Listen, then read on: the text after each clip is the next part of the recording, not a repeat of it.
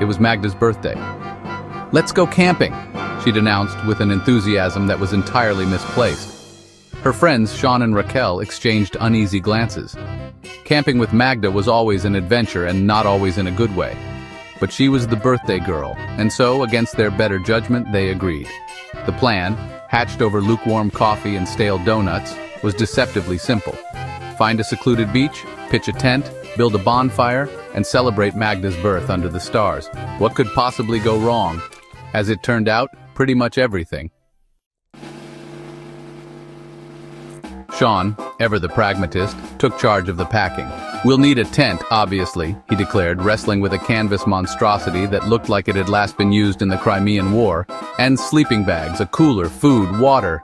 His voice trailed off as he surveyed the mountain of gear accumulating on the living room floor. Raquel, meanwhile, was responsible for entertainment.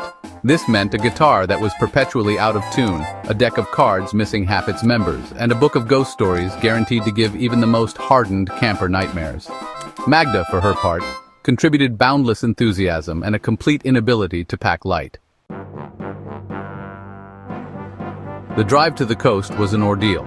Sean, crammed behind the wheel of his ancient hatchback, battled traffic, potholes, and the overwhelming urge to turn around and go home. Raquel, squashed in the back seat amidst a tangle of camping equipment, tried to maintain a semblance of cheer. Only Magda seemed genuinely happy, singing along to the radio with gusto, oblivious to the suffering of her companions. 4 hours later, they arrived at their destination, a stretch of beach that could only be described as picturesque if one had a very limited definition of the word. The beach was not so much secluded as deserted. There was a reason for this. The campsite turned out to be a patch of scrubby grass next to a row of overflowing dumpsters. The air was thick with the smell of rotting fish and something else that defied identification but was definitely not Chanel No. 5.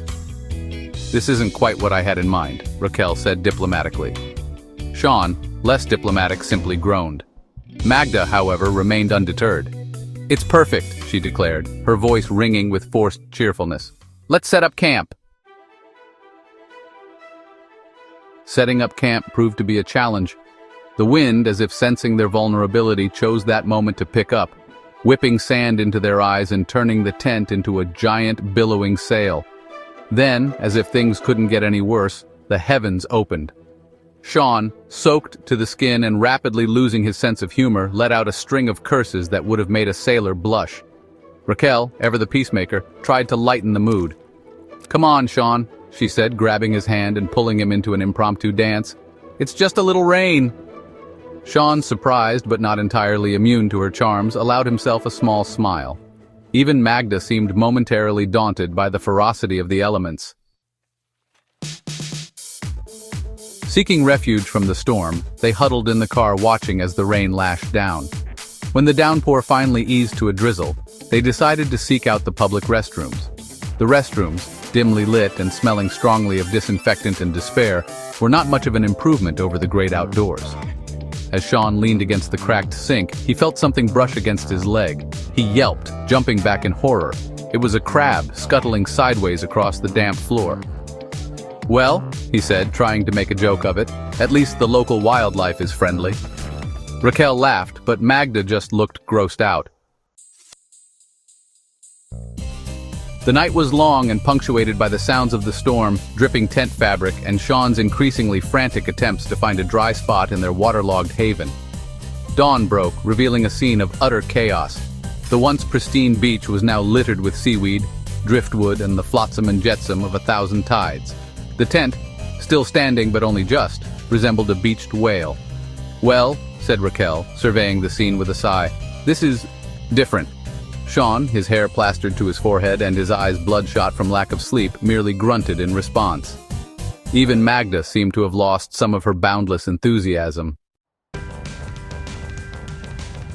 The final straw, as it so often does, came in the form of breakfast.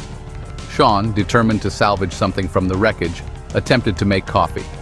This proved to be an exercise in futility. The camp stove, damp from the night's rain, refused to light. The coffee, stored in a plastic bag that had developed a suspicious leak, tasted like seawater and despair. "This is it," he announced, throwing his hands up in the air. "I'm done. We're leaving." To his surprise, neither Raquel nor Magda argued. Even Magda had reached her limit. The drive home was a subdued affair. Gone was Magda's earlier exuberance, replaced by a quiet exhaustion. Even Raquel seemed subdued, lost in thought. Only Sean, his hands gripping the steering wheel, seemed to have found a measure of peace. He had survived another of Magda's birthday adventures. He knew he would live to tell the tale. As they pulled up outside Magda's apartment, she turned to her friends, a sheepish grin spreading across her face. "Well," she said, "that was memorable." And it was. Not fun, perhaps, or relaxing, or even remotely what they had planned, but memorable nonetheless.